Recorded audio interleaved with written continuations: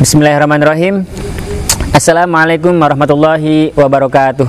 Waalaikumsalam warahmatullahi wabarakatuh. Innal hamdalillah nahmaduhu wa nasta'inuhu wa nastaghfiruh wa na'udzu billahi min syururi anfusina wa min sayyiati a'malina may yahdihillahu fala mudhillalah wa may yudhlil fala hadiyalah.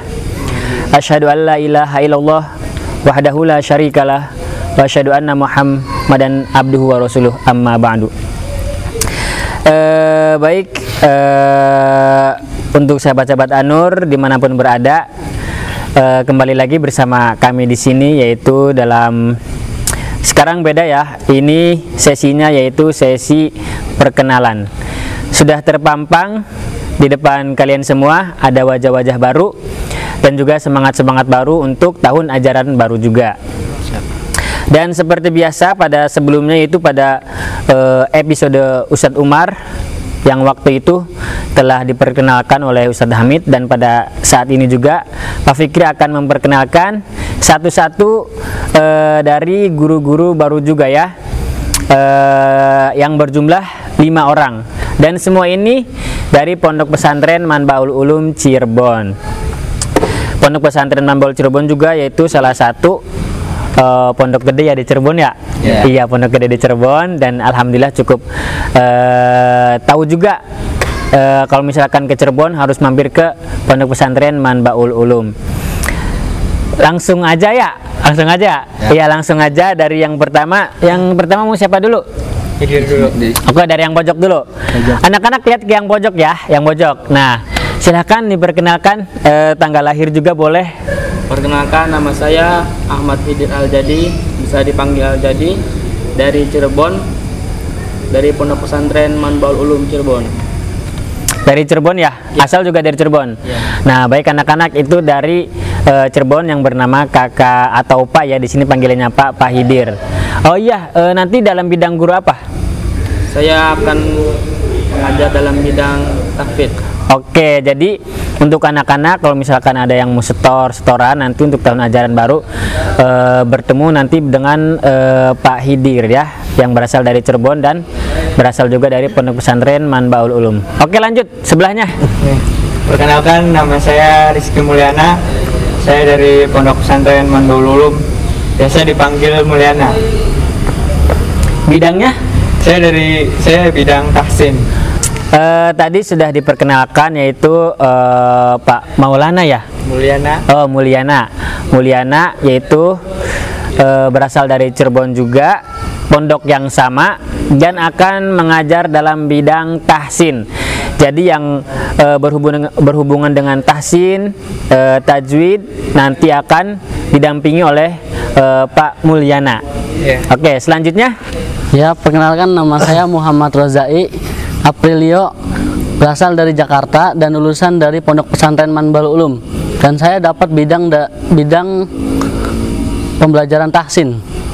Oke, itu tadi Pak siapa? Pak Rozai. Oke, tadi sudah diperkenalkan yang bernama Pak Rozai, yaitu dalam bidang tahsin. Jadi hal-hal yang bersangkutan dengan tahsin nanti akan didampingi oleh Pak Rozai. Oke, selanjutnya siapa? Ya, perkenalkan, nama saya Lutfi Faujan Anwar, bisa dipanggil Lutfi, asal Majalengka, dapat bidang sebagai guru tahfidz. Oke, tadi yang selanjutnya itu Pak Lutfi, diinget-inget ya, tadi dari awal sampai sekarang itu Pak Lutfi, Pondok Pesantren Manbaul Ulum juga, yang berasal dari Majalengka, sebelahan dengan Cirebon ya, itu dalam bidang guru tahfidz. Sama dengan Pak Hidir pertama tadi ya. Nanti yang bersangkutan dengan hafalan-hafalan nanti akan didampingi dengan Pak Lutfi sendiri. Oke, selanjutnya. Ya, perkenalkan, nama saya Muhammad Baihaqi, bisa dipanggil Baihaqi, asal Bekasi, dan saya bertepatan di bidang pembelajaran tahsin. Oke, selanjutnya itu Pak Baihaqi. Pak Baihaqi yaitu dari masih daerah Jabodetabek berarti ya? Jabodetabek yaitu Bekasi. Masih dekatan juga ya, lumayan lah kalau misalkan dari Bogor. Dan dapat bidang guru tahsin. Nah, berarti di sini sudah bisa dihitung yang dapat guru tahfidz ada 2 orang, Pak Hidir dan Pak Lutfi. dan yang sisanya itu guru tahsin 3 orang ya. Jadi sudah pada kenal semua dan insya Allah akan bertemu pada pembelajaran tahun ajaran baru. Oke. Baik, tadi perkenalan sudah dan itu sekarang sesi tanya jawab yang akan bertanya saya sendiri dan akan dijawab oleh guru-guru baru. Sekarang dari mulai yang pojok lagi, Pak Hidir. Pak Hidir, pengalaman di pondoknya bagaimana? Pengalaman di pondok saya itu sebagai pengurus menjadi bagian kepramukaan. Oh, jadi bagian pramuka karena tahun kemarin kita pramukanya sempat off karena pandemi ya, yang insya Allah semoga saja tahun ajaran baru nanti akan ada pembelajaran kembali offline lagi dan akan kalau misalkan kita di sini ada pramuka Pak. Jadi pramuka itu setiap hari Kamis kalau nggak salah ya. Kalau nggak hari Rabu, hari Kamis itu. Dan setiap siang itu nanti ada bimbingan kepramukaan. Nah, nanti kalau misalkan ada yang bertanya tentang kepramukaan bisa tanya ke Pak Hidir. Oke. Tadi dalam bidang pramuka ya? Iya. Oke, selanjutnya. Saya selama di pondok menjalankan bidang kedisiplinan atau biasa yang dikenal dalam sisi pesantren itu bagian taklim, bagian keilmuan. Nah, itu Pak Mulyana itu bagian kedisiplinan atau bagian taklim ya? Iya. Taklim dan kedisiplinan. Jadi kalau misalkan anak-anak Anur nih ada yang telat masuk nanti bisa dihukum dan dihukumnya sama Pak Mulyana. Jadi kalau misalkan kedisiplinan itu sangat dibutuhkan atau sangat penting dalam kesekolahan ya.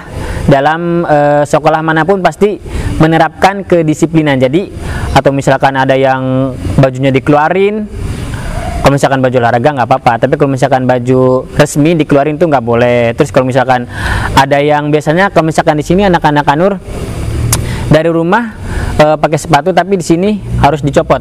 Tapi harus disiapin sendal dari rumah juga. Jadi tidak boleh nyeker kalau kemana-mana ya, harus pakai sendal. Dan jajan di sini nggak boleh keluar Pak. Jadi kalau misalkan ada yang keluar jajan keluar dari gerbang Anur nanti bisa ditegur sama Pak Mulyana.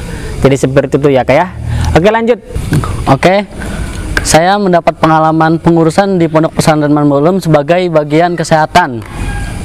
Bagian kesehatan, kalau misalkan di sini nanti ada UKS ya. Kalau misalkan sekolah-sekolah itu ada UKS. Jadi kalau misalkan kakak atau misalkan anak-anak Anur ya semoga aja tidak terjadi ya. Tapi untuk menjaga-jaga barangkali ada yang terkena musibah, misalkan jangan terkena musibah, tapi semoga aja enggak ya demam atau misalkan dalam kelas belum sarapan sakit perut kan tuh ya.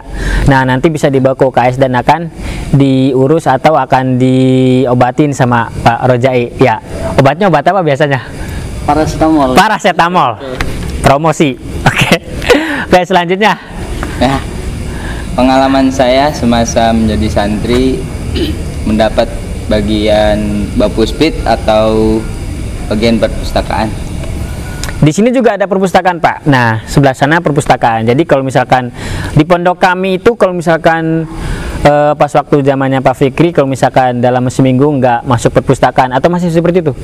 Kalau misalkan seminggu nggak masuk perpustakaan, nggak ngebaca nanti ada ikop atau ada hukuman. Sekarang kayak gitu? Masih ya? Masih seperti itu. Jadi budayakan membaca karena membaca itu dengan membaca kita lebih mengetahui banyak ilmu dan lebih mengetahui banyak hal ya. Jadi harus sering-sering membaca Al-Quran, membaca buku yang lain, membaca komik juga nggak apa-apa. Itu membaca komik itu sebagai hiburan ya. Jadi nggak apa-apa membaca komik. Selanjutnya, Ya, selama di pondok saya mendapatkan amanah untuk menjadi bagian kesehatan bersama dengan Pak Rozai. oke baik kakak-kakak, anak-anak Anur tadi sudah disebutkan oleh Pak Baihaki yaitu bagian kesehatan, yaitu teman atau partner dari Pak Rojai. Ya. Karena kita di pondok pesantren kami itu setiap orang yang khususnya kelas 2 aliyah itu ya sudah menjadi pengurus dan mengurusi ratusan atau ribuan anak-anak ya. Jadi yang misalkan sakit itu nggak 1-2 orang, jadi lebih ya biasanya lebih dari 2-3. Jadi kalau misalkan yang ngurusnya satu itu akan kerepotan, jadi harus ada temannya. Dan apalagi anak-anak Anur ya, kalau misalkan anak-anak Anur kan kadang-kadang suka manjat-manjat lah, atau misalkan keluar tapi jajan yang aneh-aneh terus sakit perut, nanti yang ngurusin itu nggak satu orang doang tapi 2 orang, Pak Rozai dan Pak Baihaqi. Nah, jadi seperti itu kakak-kakak ya, perkenalan sudah, terus pengalaman juga sudah, terus mungkin saya pribadi akan bertanya kepada guru-guru baru yang sekarang. Nah, ini buat semuanya aja ya, buat semuanya. Silahkan yang menjawab siapa aja, boleh satu-satu juga boleh, pendapat masing-masing juga boleh. Karena ini baru pengalaman pertama jadi guru, Ya. tapi sebelumnya ini pernah dilatih juga. Ada Amalia Tadris ya? Iya, benar. Amalia Tadris itu belajar menjadi guru atau bagaimana cara mengajar kepada anak-anak itu waktu di pondok. Nah, sekarang itu mengajar langsung kepada anak-anak yang langsung di luar atau langsung di masyarakat. Jadi apa yang harus kalian lakukan sebagai guru jika anak-anak atau siswa murid itu melawan atau bandel lah istilahnya. Nah, waktu pengalaman di pondok itu harus diapain yang siswa seperti itu? Harus bisa dibedakan ya antara santri dan murid Anur. Gimana? Siapa yang mau jawab? Bagaimana caranya untuk menghadapi karakter anak murid yang seperti itu?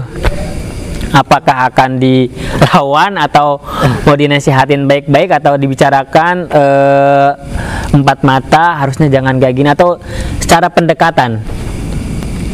Mungkin pendapat masing-masing kali. Ya boleh, Kakak Hidir gimana? Ya, jadi menurut saya kalau misalkan ada murid yang seperti itu, mungkin yang pertama kita lakukan yaitu menasehatinya terlebih dahulu.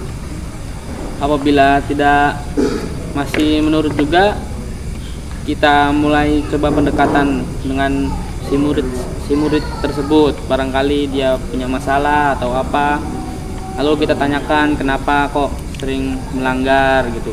Ya, benar. Ya, mungkin itu menurut saya seperti itu. Oke, sebagai guru tahfidz tadi ya? Ya. Nah, dari kalau misalkan dalam bidang tahfidz itu biasanya ada beberapa yang enggak semuanya, mungkin ada beberapa mungkin masih belum bisa mengikuti dengan aktif. Nah, nanti bisa dibantu dengan Pak Hidir nanti dengan cara yang seperti itu, dinasehatin. Jadi kakak kalau misalkan dinasehatin jangan malah ngelawan ya, nurut sama guru, nggak boleh melawan dengan guru. Oke, selanjutnya kakak Mulyana.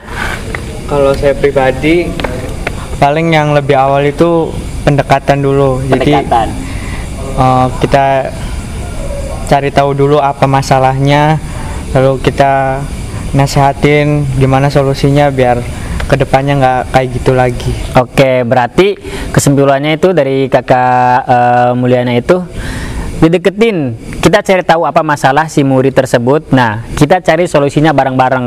Maksudnya, kenapa sih anak murid ini bisa kayak gini? Nah, jadi kalau misalkan sudah tahu masalahnya dan kita sudah menemukan jalan keluar atau solusinya, nah di situ kita bisa mengajak kembali anak untuk kembali berjuang dalam belajar ya. Seperti itu ya. Iya. Lanjut, Pak Rozai. Ya, kalau menurut saya sih yang nggak beda jauh sih dari Pak Hidir dan Pak Kimul, Pak Rizky. Yang kami lakukan, yang pertama itu harus bersabar. Ya, kalau kita tidak bersabar, mungkin kalau kita dengan melakukan emosi bisa jadi kita melakukan kekerasan. Nah, yang pertama kita lakukan harus bersabar. Nah, yang kedua itu ya sama seperti Pak Hidir dan Pak Rizky, melakukan pendekatan dahulu. Nah, kalau kita sudah tahu sifat anak itu, mungkin kita akan mengetahui solusinya untuk melakukan apa dan apa gitu. Oke, bagus sekali ya. Jadi itu mungkin jawaban tadi sudah mewakili semuanya ya. Jadi intinya itu kalau misalkan kita menjadi guru nih ya, buat kita semua harus menahan sabar, menahan emosi, harus sabar. Tidak boleh mengambil keputusan kepada anak itu, tidak boleh menghakimi. Terus juga harus ada pendekatan, kita cari solusi yang terbaik untuk kita semua. Karena kalau misalkan kita salah juga dalam melakukan sesuatu, tidak dipikir-pikir lagi. Kalau misalkan itu perbuatan kita itu salah dan solusinya juga salah, akan menimbulkan masalah yang lebih besar daripada si anak tersebut ya. Jadi nih buat kakak-kakak, buat semuanya ya, anak-anak Anur nih ya. Jadi kita tetap harus saling menjaga, harus saling menghormati, dan harus tetap semangat dalam belajar ya. kita tuh harus hormat dan patuh kepada guru siapapun. Ada waktunya juga Kak, kalau misalkan waktunya bercanda kita juga bisa bercanda, tapi kalau misalkan waktunya serius dalam belajar tidak boleh dimain-mainkan, tidak boleh bercanda. Jadi seperti itu Kak. Nah, baik, jadi perkenalan sudah, pengalaman sudah, dan sesi tanya jawab sekalian nasihat juga sudah. Nah, itu tadi Pak Hidir, Pak Mulyana, Pak Rojai, Pak Lutfi, dan Pak Baihaki itu sudah resmi menjadi guru di An-Nur ya. Dan kelima guru ini insya Allah sudah dibagi juga ya, bagiannya ada guru tahfidz dan guru tahsin akan mengajar kalian semua. Semoga aja nanti pada tahun ajaran baru ini kita bisa bertatap muka ya. Amin. Karena juga Pak Fikri juga kangen, apalagi kalian juga kan pengen ngeliat guru-guru baru, wajah-wajah baru dengan semangat baru juga. Jadi seperti itu Kak ya.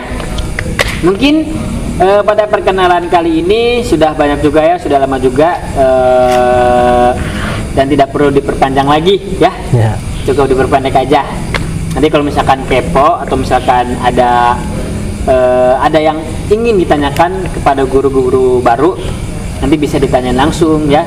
Nanti juga akan dibagi juga, ada yang ngajar kelas 1 seperti biasa, seperti tahun kemarin seperti itu. Ada yang ngajar kelas 2, nanti bisa ditanya langsung, japri langsung nomor teleponnya, langsung aja, nggak apa-apa. Oke, nggak ada lagi nih? Nggak ada. Mungkin cukup. Nggak ada ya? Ya. Mungkin itu perkenalan dari guru-guru baru. Sekian dari kami semua, semoga aja pada pertemuan sekarang, pada sesi perkenalan hari ini dapat bermanfaat untuk kita semua. Kita jadi lebih tahu apa yang belum tahu dari guru-guru baru ini ya. Kurang lebihnya mohon maaf. Billahi taufiq wal hidayah. Wassalamualaikum warahmatullahi wabarakatuh. Waalaikumsalam.